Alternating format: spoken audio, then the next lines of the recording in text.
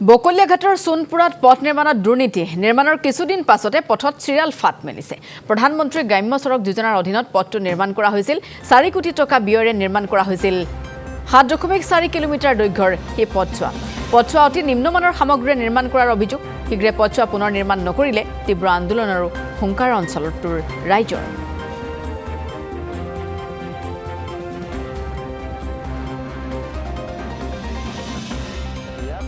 অকল আমি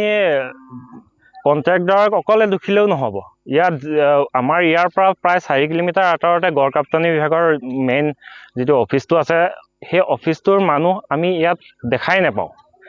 কেৱল মাত্ৰ কন্ট্ৰাক্টৰে কাম কৰি গৈছে আৰু তেওঁলোকে ইয়াৰ বিল উলিয়াবৰ কাৰণে যিখিনি ব্যৱস্থা কৰিব লাগে সেইখিনি কৰি দিছে আৰু বিল উলিয়াই লৈ গুচি গৈছে ইয়াত মাটি প্ৰায় আপোনাৰ এই পুৰণা ৰাস্তাটো চালে আপোনালোকে অনুমান কৰিব ইয়াত প্ৰায় 12 ফুট 13 ফুট মাটি উঠা হৈছে গতিকে 12 ফুট 13 ফুট মাটি উঠাওতে ইয়াত যিমানবাৰ ৰুলিং হ'ব লাগিছিল যিমান জিটো ষ্টাইলত হ'ব লাগিছিল তেনেকে হোৱা নাই মাটিটো বাধা দি পিনে ৰাখি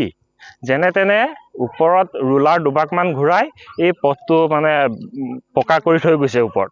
তেনেকুৱাত বৰষুণ এজাক পৰাৰ ফলতে গোটেই মাটি বহি এতিয়া চিৰাল ফাট দিছে গতিকে আমাক এখন দলংখন মেৰামতি কৰি দিয়াই নহক আমাৰ নতুনকে দলং বনাই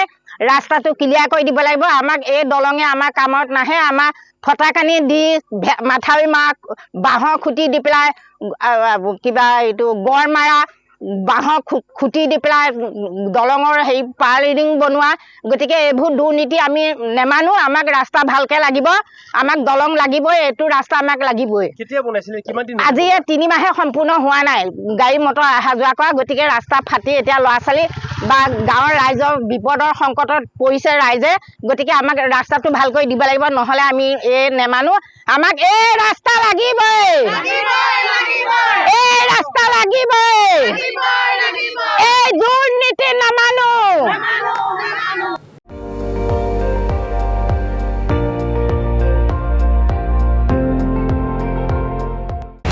আপুনি চাই আছে ND24 সৰ্বশ্ৰেষ্ঠ নহয় সৰ্বোত্তমৰ দৌৰ